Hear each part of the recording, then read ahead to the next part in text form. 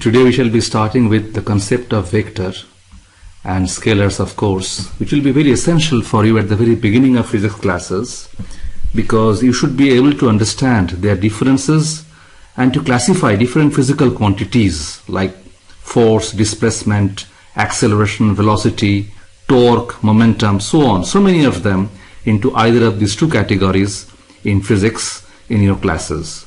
So first of all, look at the definition of these two quantities. A quantity which is completely specified by a number with an appropriate unit is called a scalar. It has only magnitude but no direction. On the other hand, a quantity which is completely specified by a number with an appropriate unit and a direction is called a vector. Thus, it has both magnitude and direction. So these are the definitions of these two quantities, and let us see how we can elaborate on these ideas. First of all, I am starting with a few scalars, right? As you saw the definition just now, scalars have got magnitude.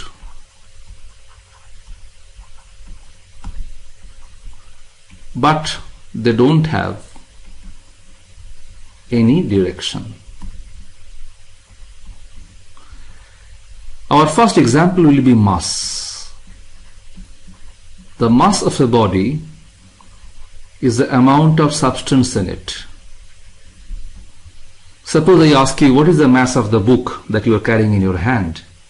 And you say the mass of the book is 2 kg. Now this is the amount of matter, the paper of which the book is made. That thing has got a mass of 2 kg. Now this is, you can have a look at this quantity, that is we are calling magnitude. It has got a numerical part. First a numerical part is there, 2, and then a unit, that is kg or kilogram. Now this information is sufficient for us. When I say the mass of the book is 2 kg, that information gives me all I wanted to know. There is no point asking in what direction is the mass is, because the question has got no meaning. So mass is a scalar quantity. It has magnitude but no direction. Next, take the case of time. Suppose you are asked after what time you are going to the classes, and you say, I shall go to the classes after 1 hour, or I shall take my lunch after 15 minutes, and so on. So see, once again in time I am asking you the magnitude, and this answer is sufficient for me. The question that in what direction is the time or things like that, those questions carry no meaning at all. If I say time now in my watch is 5 o'clock, that's enough information. We need no further.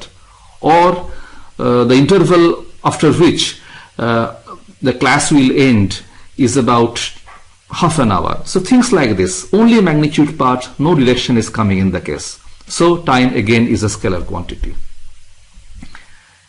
Temperature is my next example.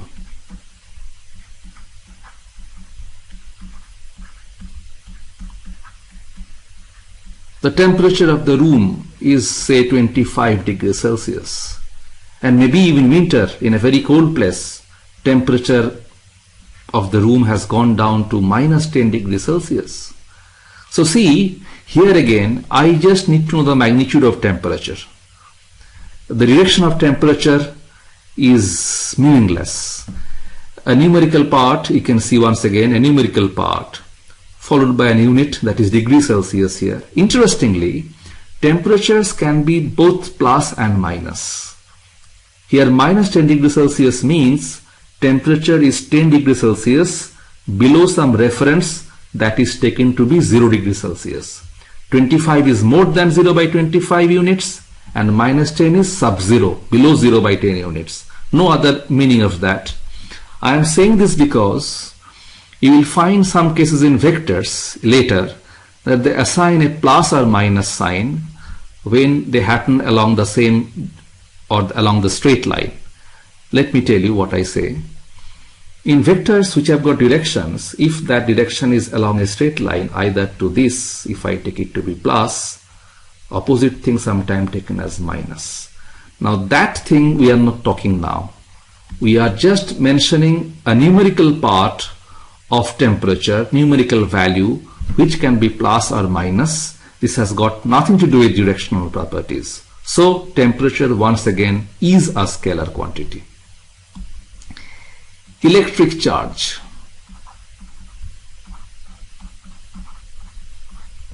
Charged bodies can have two types of charges. Positive charge or negative charge. So suppose on a spherical body, positive charges are given and the charge content is given by 5 microcoulomb. This is a symbol you can see here, micro symbol. This is a mu, Greek letter. Micro means 10 to the power minus 6. What I mean here is that 5 into 10 to the power minus 6 coulomb. Say another body, that's there, another surface, say this has got minus charge, negative charges, because charge can be of two types, plus and minus. Say minus 3 microcoulomb. Once again you see, electrical charge is a scalar. It has a magnitude which can be positive or negative, but direction none. No meaning of direction of this quantity. We can just add up some more quantities here about scalars. Say we can talk about volume of a box, length into width into height. That suppose is 50 centimeter cube. This is just a magnitude. Directional property? None. It's not there. So volume is a scalar. Work, how much work you have done. Unit of work is incidentally joule.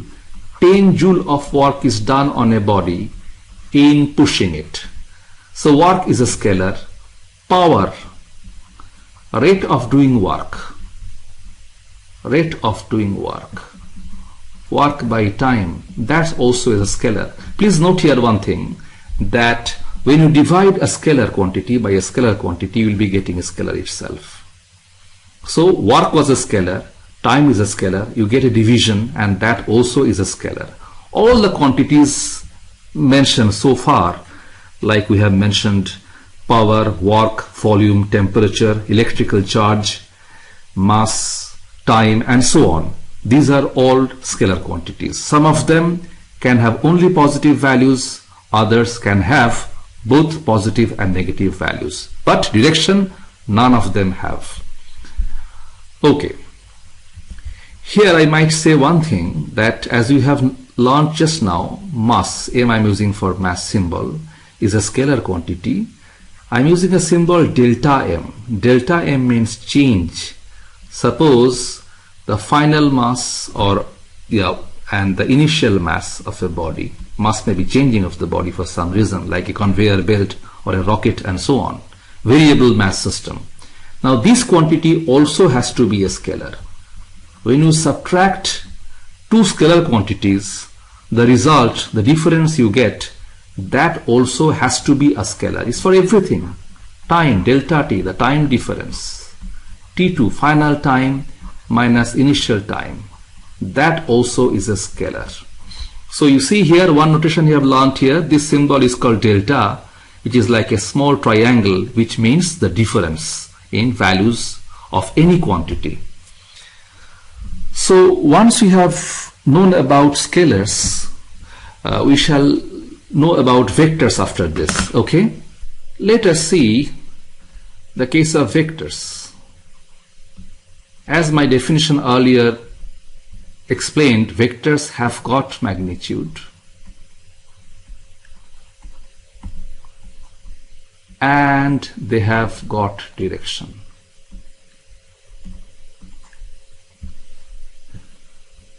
So we can once again see some examples to understand that how we can understand directional property of a vector. Okay, let's see. Let me consider a particle in motion and it is following a curved path like that. Say you started from A, gone through B and the final point was C. Let me give some green dots to just show the initial point was A and final position was C, right? And I shall also draw one more line here and explain it. Initial point A to final point C, I just draw a straight line and put an arrow cap onto that. I say further that the length ABC, the curve length, suppose was 25 meters, and the length of the arrow, that I use modular symbol, that is 10 meters, and the particle has gone from A to C via B in an interval of 5 seconds. Okay, so let's see what this figure tells us. First of all, the actual length of the path traveled by the particle can be found by putting a flexible string along this path and then straightening that string and measuring the length. So first you spread the string just along this curved contour, right? And because it's flexible, no difficulty, and then you just straighten that and then take the length.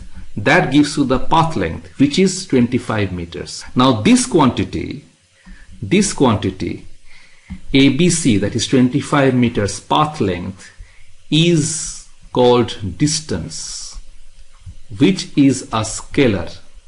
Distance traveled by the particle is a scalar quantity because it has a magnitude, as you can see, 25 meters here, but no direction. Is continually changing along a curve, so no particular direction is there, so it's a scalar quantity. On the other hand, when I have drawn this arrow A to C straight line, this line I must extend from A properly. Yeah, I'm just drawing it, A to C. Yeah. Now this arrow represents displacement, that is the shortest length from the initial point to the final point, whose magnitude already has been found to be 10 meters here. We already have known that this magnitude of this displacement was 10 meters, and that's not enough. It has got a direction. This quantity is displacement AC. Let me write the notation properly. AC. This is displacement. Its magnitude is 10 meters, but that's not enough. I must mention that its direction is from A to C. This phrase just explains direction, or you could have written along AC. So see, what we have done here is this. In talking about displacement, I first mentioned its magnitude first, and then the direction as well. Both of them have to be mentioned to describe displacement totally.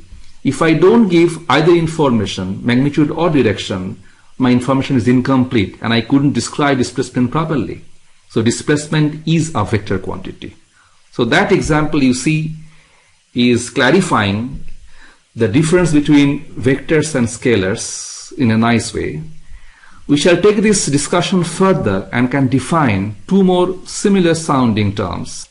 Incidentally, talking of distance and displacement, I am reminded of a funny story. Look at the figure on the screen here. Here is a backpack traveler.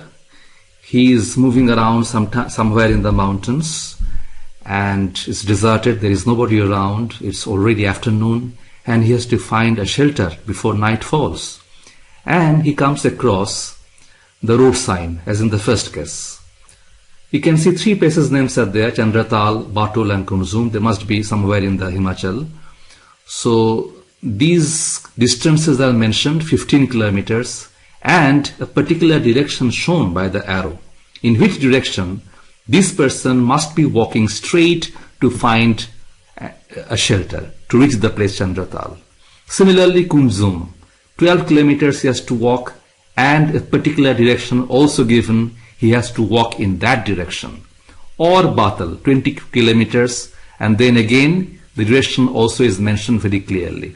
So this person can make out from these road signs that how much distance he has to travel, the magnitude part, and in what direction to reach a small, maybe a small village where he can get his night shelter and food. So he doesn't have much trouble now, he can walk there. But in the second case, hypothetically, if the man would have come across a road sign like this, it just mentions the distances: 20 kilometers Batol, Chandratal 15 kilometers, Kunzum 12 kilometers. No information, no arrows in what direction to walk, nothing is there. Just imagine it's a totally barren land, nobody around, no one to ask, and only mountains, and they are just making a very crude joke here, giving the distances but giving no direction of walk. So we have to sympathize with this man who has got his hand on his head. It's completely useless information for him. So you see, this is a nice example to show the vectors, as you can see in this case, the displacement which he has to have, how much to walk, in what direction to walk. That is the information he's looking for, and not the second one that just give the distances. So you see, the knowledge of vectors is quite important in real life as well, as we can see in this funny situation. Okay. Now we shall just see some more examples of vector and find out why they should be called vectors. We already listed displacement as a vector and velocity as a vector. Now let us see some more examples. Okay, say force. This is a vector. Suppose this is a body and you want to move it in a particular direction. There is a force of 5 Newton acting on the body. It's not enough information. You must see in what direction. Maybe we want to move the body to the northeast. So the force of 5 Newton is applied. This force is acting, we say, due northeast. So that's the direction of force we are mentioning. Suppose another force is acting on this body, that is F2, and that force is, say, 3 Newton, but then this is due west. So in both cases you can see here that I need to mention the magnitude of the force as well as the direction of the force. One is due northeast, one is due west. So you can see in both cases the magnitude part is there, either this or this, and then directional part is also there. Otherwise it's incomplete. Information is not useful for us. So similarly, we'll be learning a formula of Newton's second law in the classes, which will tell you that force is given by mass into acceleration. Here I'm using some notation about force and acceleration. I'll explain that shortly. So acceleration is a vector as well, because you are dividing the force vector by mass. Now that's a scalar quantity. So when you divide a vector by a scalar, you get a vector. So acceleration can also be defined as change in velocity by change in time. That is velocity final minus velocity initial by time final minus time initial. So I have already said to you that since velocity is a vector, the difference of two velocities also is a vector. So delta v is also a vector. Delta means change, the difference. Delta t is a scalar because you are subtracting two scalar quantities. And when you divide a vector by a scalar, you get a vector. That's acceleration. So when you say acceleration of a body, how does a body speed up? Acceleration means the rate of change of velocity. So a typical case may be acceleration of a train is 2 meters per second square due south. Or a bird or an insect is just shooting or jumping upwards with an acceleration of 10 meters per second square. Acceleration due to gravity, the acceleration with which a body falls under gravity, the Earth's pull towards the Earth. That acceleration has got a special symbol, that is g. That is about 9.8 meter per second square, and that acts downward. So see, in all cases we find out we have to get the magnitude of acceleration. Magnitude of acceleration, just showing one case here, and direction as well. One more case I remember, that is linear momentum. Linear momentum I am defining here. That quantity, P is the symbol of course. It is the quantity of motion of a body, using Newton's words. That P, linear momentum, is defined to be mass into velocity. So see, mass is a scalar quantity and multiplying by a vector quantity velocity. So it has to be, this P has to be a vector. This quantity has to be a vector. Because when you multiply a vector with a scalar, you also get a vector that time. Let me take one numerical example. Suppose the mass of the body was 2 kg and velocity was 8 meter per second due south, say. So momentum is coming out to be 2 into 8, 16 kg meters per second due south. Direction of momentum is same as that of velocity, because mass being a scalar, it can only multiply the numerical part but can't change the directional property of velocity. It remains the same both for v and linear momentum. So this way we can have more quantities we can define. Say, I can give just a few examples more. There is something called angular velocity. Omega is the symbol for that. Angular acceleration, rate of change of omega. So rate of change of angular velocity with time, that is called angular acceleration. Symbol here is alpha. This is just Greek alpha letter. And then some quantity is called torque. Tau is the symbol. The rotating effect of a force, that also is a vector. So we'll come across quantities like this, many of them, but we need to ask two questions mainly. Do they have magnitude? Answer is always yes, be it scalar, be it vector. Do they have direction? If the answer is yes, then they are vectors. But here I want to say that these two criteria generally help us to understand and classify quantities as scalars or vectors, but there are exceptional cases that might confuse you. We shall see some examples. You will find certain cases where it's difficult to understand the directional property of a vector. It's there or not. Is it scalar or vector? There I should say that you must make use of a third criterion to understand and distinguish between them. Scalars as such, they follow the rules of simple arithmetic. In addition, subtraction, they follow simple arithmetic. While vectors, they follow the rules of a branch of mathematics called vector algebra, which is quite different from simple arithmetic, except for some simplified cases like in a straight line motion and so on. I can give you an example.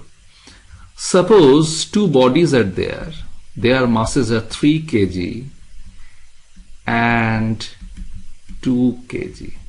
And when you add them up, the total mass of the two bodies is 3 plus 2, 5 kg. This is simple arithmetic. You have learnt in very lower classes. Even subtraction. Say I subtract time, t2 minus t1. Suppose final time was 20 seconds counted and initial time was 5 seconds counted from 0. So difference is once again 20 minus 5, that's just 15 seconds. It's simple arithmetic and no different. But in vectors, the rules of addition, subtraction, multiplication, may be quite different from arithmetic. Let's take one example of that. Suppose there is a body on which there are two forces are acting. Their directions are different. Okay? These are acting on some body. I didn't show the body here for clarity. And these forces, this one's magnitude say is 5 Newton. Another force is there in a different direction, and this one's magnitude is say 3 Newton. So what is the resultant, the summation? See, what they do is that they complete the parallelogram of which F1, F2, those two arrows form the adjacent sides. And then they draw the diagonal combining arrows. So this I am doing, this red arrow I am drawing here. So this one I call it R. So what I write vectorially is this: R is given by F1 plus F2, and the magnitude of this R is not 5 plus 3. It is not 5, it's not 8 Newton, it's something different. There's a rule for that called parallelogram law. So you see, it's just for addition, for subtraction as well, for multiplication. There are formulas which are quite different from simple arithmetic that you follow in scalars. Now, whenever you come across a quantity and that confuses you, you can't make out a scalar or vector, you should find out, judge whether this quantity is following the rules of arithmetic or of vector algebra. And that can help you in understanding something a little more complicated. Let's take one example for that. I have electric current in my mind. Electric current, as you are aware, you have seen the wirings all over, that they move along wires, which may be straight, which may be curved, but let's take some straight wires like this. Just two wires have met and then they combine, and a third wire has come out like this. So in the first two wires on the left hand side, current is flowing into the joint. This is the joint where they have combined, okay? And I1 and I2. Suppose this is given as 7 ampere and this is given as 2 ampere. And I need to find out, when they add up, what is this summation. Now, since you see that they have got different directions, actually they're flowing along two different conductors, two wires at an angle between them, you think that they may be vectors. But if they are vectors, we have learned little time back that if they are vectors, I should have added them by this vector algebra, and I would find the summation is not 7 plus 2, that is 9 ampere. No, it's not that. Something different must be. But then they actually find that the current in the wire that is coming out of the joint is indeed, it's indeed 9 ampere. That is 7 plus 2, 9. It's simple arithmetic. So once you have seen this, that in spite of the fact they appear to be coming from different directions, their net sum is just found by addition 7 plus 2, 9, and not by some complicated vector algebra, as you have seen in vector rule, that is this parallelogram law. You conclude that electrical current must be a scalar quantity. Electric current, I is the symbol for that. Electric current, I, is a scalar quantity. And the confusion that you had regarding the direction of the conducting wires, that is gone now, because you have seen the addition of them follows just the simple arithmetical rule. But then again, yet you have some confusion in your mind. You keep on asking, possibly, that what is the direction then? Now this is the direction of the conducting wire, its length. What I say is this: the length vector of the conducting wire is having a direction. So that part is this. So for example, here I could write a quantity I1 into L, that is current element. Say this is L1 vector. Similarly, here also I2 is the current, it's a scalar quantity multiplied by the L2 vector, and that whole thing is current element. So here vector is the length of the conducting wire, while current itself is a scalar, because it follows the rules of simple arithmetic like any other scalars and do not follow the vector algebra or parallelogram law that we discussed a short time back. There is one more way to understand that why electrical current is a scalar. See, suppose if we take a conducting wire and this is a cross section, and the amount of charge that crossing this cross section, suppose that is delta Q. Delta is always standing for difference, I have said that. And this much charge has flown in a time of delta T interval. So electrical current is also defined to be the amount of charge flowing through any cross section by the time interval.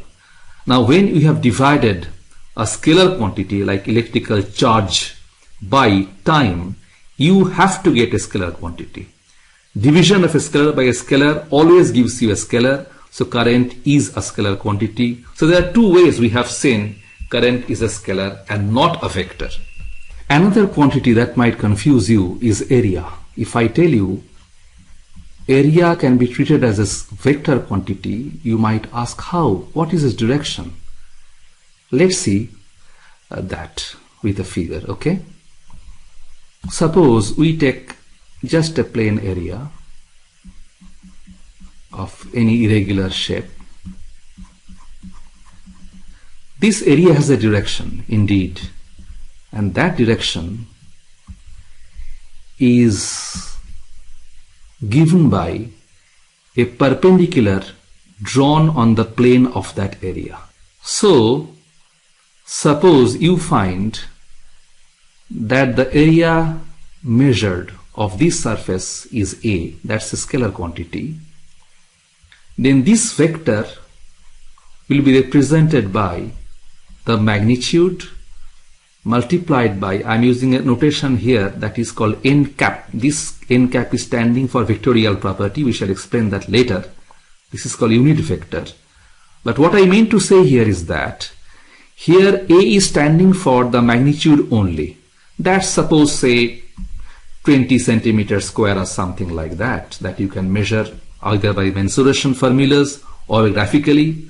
And then the directional property says the direction of this area vector is along the perpendicular or normal. They say the word is normal, that's why the symbol n is used here, drawn on the plane of that area.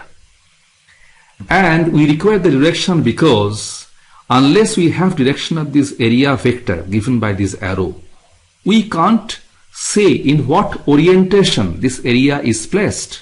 Suppose you are working in the notebook and look at the page of your notebook. So when you are holding that notebook flat on the desk, then that area of that page is simply horizontal and the normal points vertically upwards.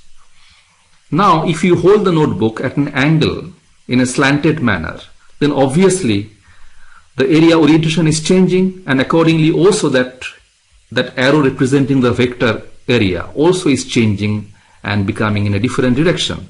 So you see that this arrow is required, this direction is required to properly define the orientation of any flat surface. That is why area can be thought to be a vector quantity. There is a very practical purpose for that, reason for that. There are many formulas. Let me just remember one of them. There is a quantity called electric flux. I'm using a symbol. This is spelled as phi, phi, and pronounced as of course phi. This is a Greek letter. This quantity is called electric flux. Electric flux is proportional to the number of electrical lines of force that crosses any area. Electrical lines of force are imaginary lines along which a positive charge would have moved. Now this is the surface area I have considered, and the number of lines of force proportional to electric flux. So flux is a scalar. Electrical flux is a scalar quantity. This is a scalar quantity.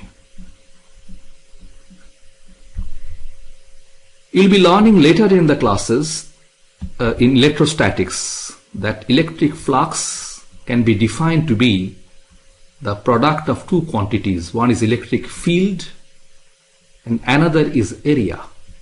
And I have used a dot symbol here that signifies dot product, a multiplication method called dot product or scalar product. Now let me tell it one by one. Suppose electrical field is itself is a vector quantity. The reason is it is defined to be the force, electric force per unit charge, by charge. So already you know force is a vector, Q charge is a scalar. If you divide a vector by a scalar, you get a vector quantity. So field, electrical field is a vector quantity. And what about area, the other one? What about this? This area, if it was a scalar quantity, then when multiplied to a vector, it would always give a vector. I have said that before. When you multiply a vector by a scalar, you always get a vector having same direction as the first one. So if area was a scalar indeed, multiplying it by electrical field, you should have got a vector. But electric flux is a scalar quantity. It means area must be a vector so that when we consider two vectors and they are multiplied by the dot product rule, they can indeed give a scalar quantity. What I mean to say here is that a vector can be converted into a scalar by multiplying that with another vector through dot product. But a scalar can never convert a vector by product by multiplication into a vector in the scalar quantity. So if electrical flux phi has to be a scalar and electrical field is known to be a vector, area has to be a vector so that E and A product, E dot A, would give the scalar quantity phi. And that way also we can understand area is a vector quantity. I shall end this session by mentioning some more complicated cases and of physical quantities which you will come across in mechanics classes within some time. In mechanics, when you do rotational mechanics, rotational motion, you will come across a term that is known as moment of inertia or rotational inertia. The symbol for that is I, and this quantity corresponds to mass of a particle. Now, another quantity I'll mention is stress. You will learn about that under elasticity chapter.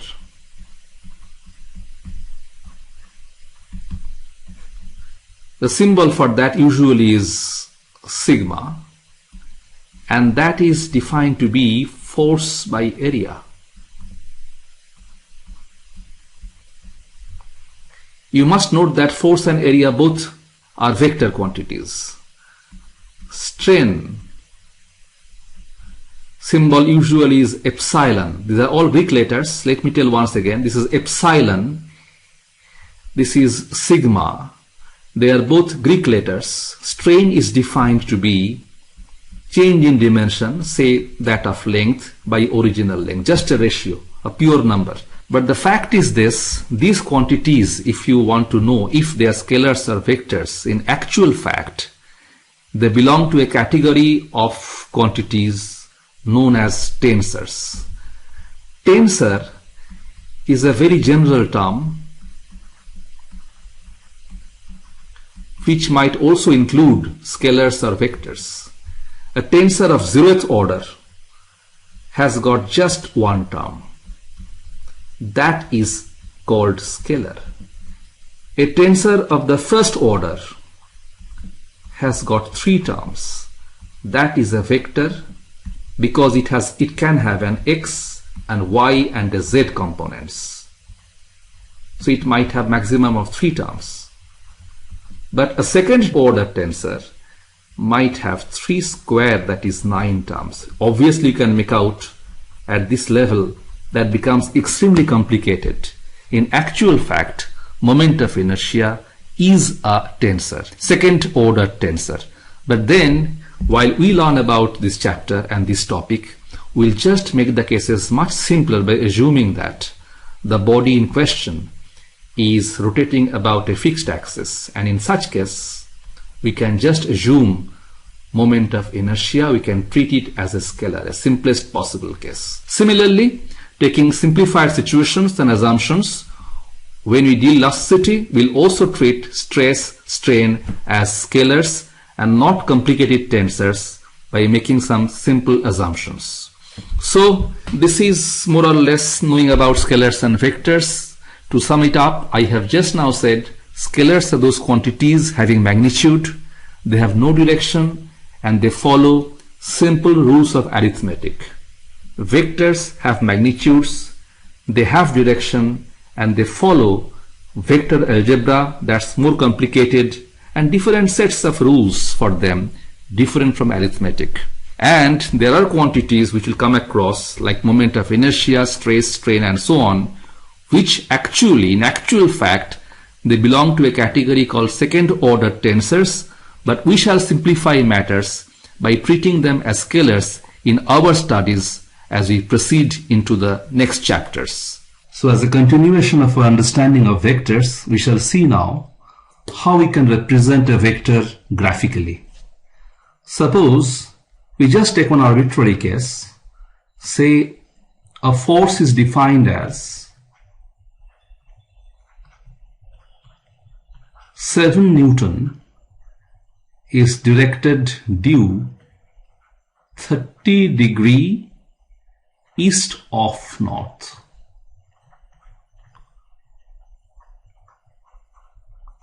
So as we expect, we can see there is a magnitude part here that is 7 Newton and a direction that is 30 degrees east of north. And we need to express this vector in a graphical way. So how we can do that? First of all, let us construct a coordinate system as I see here. This is a coordinate system, and you know that this is my plus x direction to the right, minus x, this is the x-axis, and then the vertical y-axis, plus y and minus y, and they meet at the origin, that is the meeting point. Now, students who have done some graphs and earlier they have done mappings in geography particularly, they know that the upward direction is taken as north direction, downward as the south direction, and to the right that is east, and to the left that is west. This is the general convention which we will make use of. So as you can see, they have mentioned 30 degrees east of north. It gets preference first. We have to. So first of all, we are just taking a line of support that is directed along 30 degrees east of north. Now how to do that? This is north upward and east is to the right at 90 degrees from the north. So I go 30 degrees east of north, that is 30 degrees right of the north plus y axis, and draw a line of support. That is my white line that I shall be doing it here. Okay. So I just place this line. I have drawn it a little earlier, and you must understand that this angle is 30 degrees. This is 30 degrees, and that's the east of north direction. So my first work was to establish 30 degrees east of north direction. I didn't take the magnitude part now, but I'll go for that now, right? Now see, they mentioned the magnitude of 7 Newton, and when we draw a graph we have to take some measurement, maybe in centimeters or inches or things like that. So I have to make an assumption here. I shall assume that 1 centimeter of length of an arrow that I'm going to draw is equivalent to 1 Newton. The meaning of this symbol is, if I draw an arrow of 1 centimeter length, it represents a magnitude of 1 Newton, and so on. So you can easily see, when I say about 7 Newton is the magnitude of the force, then it means I require an arrow of length 7 centimeter. So my next job is to see and draw a length of 7 centimeter along this white line, because that already defines the direction of the force vector F here. So that's my next work. As you can see, I have placed a scale. I have placed a scale here, and that scale is placed along the white line, and the zero of the scale is coinciding with the origin, obviously. And I would take a length of 7 centimeters, so that you can see. And I cut this length here, and this is just a pointer that is 7 centimeters, right? So then once we do that, we can just take this arrow here and draw that. So you have seen I have drawn this green line, that is of course the arrow I am drawing here, and I must be putting an arrow cap. Now this arrow cap, I put it here to give the direction. And this green arrow is representing my vector, that is a force of 7 Newton due 30 degree east of north. So I can even draw it separately, but will always represent, so long the length remains 7 centimeter, meaning 7 Newton, and direction is placed along the white line that already has been drawn 30 degree east of north. This green arrow represents vectorially a force of 7 Newton due 30 degree east of north. So you see that this green arrow, as you can see on the line in the coordinate system, whose starting point is of course O, we can even give a name to it. Let us call this is O, of course, and the upper one I can give it a name, say A. So this OA, this arrow represents the force F that we can write also separately, and that way represents vectorially the force of 7 Newton due 30 degree east of north. One interesting thing here, you must note that not only I have drawn this green arrow onto the coordinate system, as I have explained, I can shift it anywhere on the screen provided its length remains 7 centimeters and direction remains parallel to the original one. This is called a free vector. We will be learning of that later. It means whenever we discuss the translational effect of a force, we can, on the screen or on the plane of our paper, wherever, we can shift the vector, and the arrow can be shifted anywhere on the screen, anywhere on the whiteboard rather, and keeping its length intact and direction intact. Because so long the length of the arrow and direction remain the same, each of them represents the same force as we have described above. That's the first part. One more thing I'll be telling here is that this O that you can see looking at the vector, let me even write it here as well. Say suppose, one more thing I like to tell you here, just you have seen that I have taken the two ends of this arrow as we have drawn to be O and A. O of course was the origin, as you can see it, where it started. So this point O is known as the initial point or tail of the vector, and the tip of this arrow, as you can see this point A, this is known as the head or terminal point of the vector. These two terms you try to remember. And one last thing, as you have seen, I have taken a length of 1 centimeter to be equivalent to 1 Newton. This is not equal symbol, this is equivalent symbol. Now if somebody decides he'll be taking say 3 centimeters to be equal to 1 Newton, equivalent to, there is no problem. But you must mention that very clearly by the diagram as you draw it here, so that the person can make out the length of the arrow means what is the magnitude of the force. So that's that. Next we shall learn about the notation of a vector.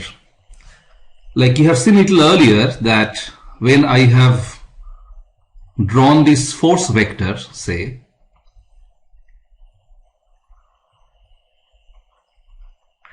and suppose I have taken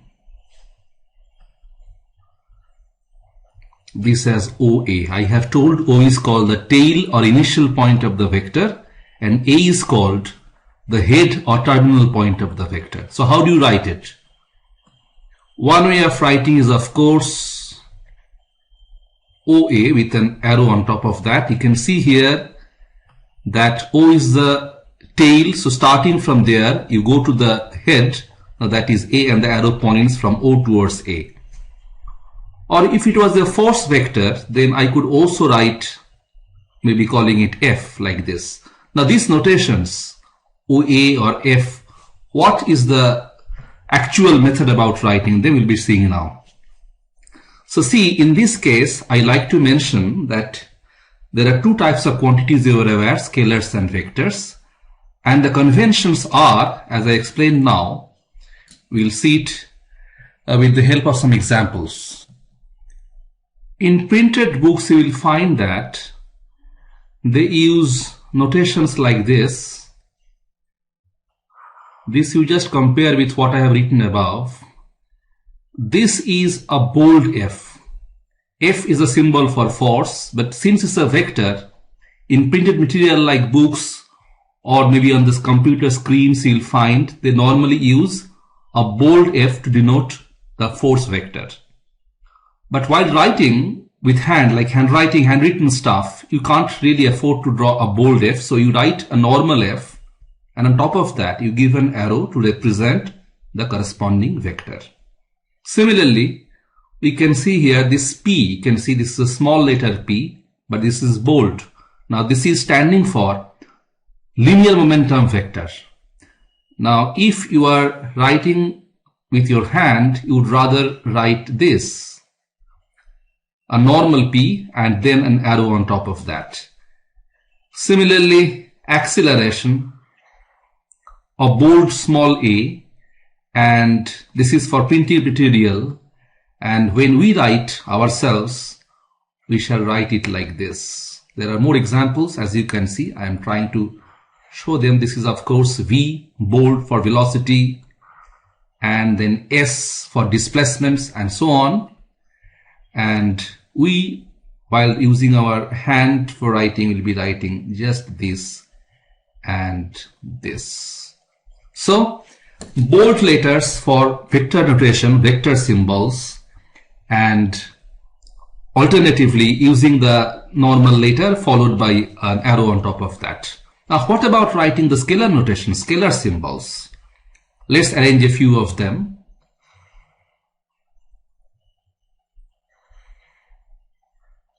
So just listing a few of them, you can see that, yes, here W is standing for walk, that's a scalar. It's just the letter, it's not bold, and if you see carefully, in printed books you will find that is italicized. Now obviously when you write yourself, you cannot afford to write in italics, so you just write this, no problem. But in printed books, you will see in good books that they are using not straight W but italicized W. Similarly, P for power, a scalar quantity, M for mass, V here for speed. Look at the distinction. Here the V is standing for speed, that is magnitude of velocity, while this V is a bold V standing for velocity vector. I for say moment of inertia, that is treated as a scalar in our discussion, T for time, and so on. So they are all scalars and they are not bold. They are italicized in printed books, and while writing ourselves, we will just write a normal straight letter like this. Okay. So this is the way of writing notations of vectors, as you see. One more thing I'll tell you here. Let me consider this force vector. As you can see that this is a bold letter F in printed material, but when I write it, I already told you, we write the normal F and then give an arrow on top of that. In my example little earlier, this force was found to be 7 Newton due 30 degrees east of north. that is the full description of the force vector here. Now if we only mean the magnitude part, there are two parts here you can see. One is the magnitude part and one is the direction part. Now if you want to mean the only magnitude part of the force vector, the symbol for that should be either this, a modulus symbol, or simply this, a scalar thing, scalar notation here. This is just 7 Newton. Directional part is missing. So similarly for any vector, you can express its magnitude part only by using the modulus symbol or simply writing the letter without making it bold, neither giving an arrow on top of that. Similarly, if we write A, not a bold one, neither with an arrow on top, it means the acceleration magnitude. If we write V, that is just velocity magnitude, that is called speed incidentally written earlier. So this is the way we denote the vectors and scalars, and there is a distinction between printed materials and handwritten materials as for obvious reasons. A couple of more things here about vectors. There is something called line of support of a vector. Now what does it mean? Here what we do is that let us consider a typical force vector, okay? Now when we mean the line of support of a vector, look here, this is an arrow. It has got a magnitude given by the length of the arrow, the direction given by the arrow cap. That means it's pointing somewhere here. Now the line of support of this vector is the line that is drawn through this arrow and extends to unlimited length on either side. Once again, this is a straight line that extends to infinity on either side of the arrow and contains the arrow itself. Let me draw it and illustrate that, okay? Now consider this white line. This line extends both ways. So what we do is that we just give an arrow here both sides and we shall call this AB. The notation should be given as this AB. Now this AB is the line of support of this force vector. Here let me call that as force vector F1, I'll call it. And since this long line extending both ways to infinity contains this arrow, so I'll be calling this line AB as the line of support of the force vector F1. Let me consider one more vector here. So you see that I have taken one more vector and this is I'm calling F2, and say one more. This one also is lying on the same line AB, okay, and I'll rather name it F3. Now these three vectors, as you can see, F1, F2 and F3, they all have the same line of support because they all lie on the same white line extending to infinity on either way, and they all contain, that line contains all the three arrows representing F1, F2 and F3. So you see, these three forces, they have the same line of support. In this regard, I'll be telling just one more thing. There are two words you might come across occasionally, although the distinction is not much made this time, but I'll be using it for your convenience. One word is direction of a vector and another word is the sense of a vector. These two words, they might be slightly misleading because when you mean the direction of a vector, actually it means, to be very strict, it means the line of support of that vector. So for F1, this line AB is the direction of the force F1 or F2 or F3. But sense, there are two possible senses. One sense could be from A towards B, and another sense is from B towards A. So strictly speaking, AB can have two possible senses, which are either from A towards B or from B towards A. And from that sense, you can see that F1 and F3, these two vectors have the same sense, while F2 is in the opposite sense, although all three of them have the same line of support. These days, they don't make much distinction about them, and the word direction might mean both sense and direction well. But if the word sense is ever mentioned, you should know what it exactly means. One single direction AB might have two possible senses, A to B and B to A. And even if, say, in this case, let me take away this F3 thing, and if F3 and F2 are somewhat shifted, as you can see here, of course they have maintained their directions and lengths, but they have been slightly shifted sideways. So in such case, you can see F1, F2, F3, all these three vectors, first of all, they are lying on the same plane, that is the plane of the screen. We can call them coplanar. Second, they have different lines of support which are parallel to each other. I'll explain it.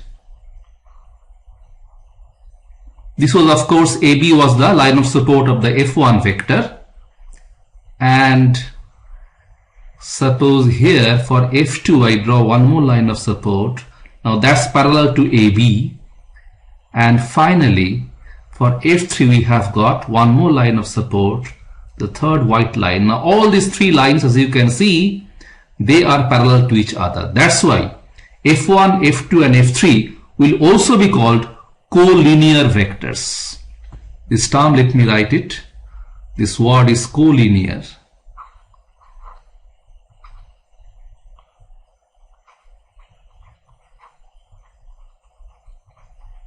Collinear vectors means the vectors which have got the same or parallel lines of support. So even if they lie in the same line of support, earlier the case was like that. I have drawn all three of them on the same line AB, and now I draw them in separate lines, not on the same line, but those lines are of course parallel to each other. In both cases, these three vectors are collinear vectors. And you can look here, F1 and F3, they have the same sense. They're in the same sense here, from A towards B. This is the case for both F1 and F3. So these two will be called like or parallel vectors, while F1 and F2, although they are parallel lines of support, they have opposite senses. So we shall be calling them anti-parallel or unlike vectors. So F1, F2, F3, all three are collinear vectors, while F1 and F3 are parallel vectors or like vectors F1 and F2, or F3 and F2 are unlike or anti-parallel vectors. So this much on vectors. There are so many more things to learn, but we shall learn them in our subsequent classes.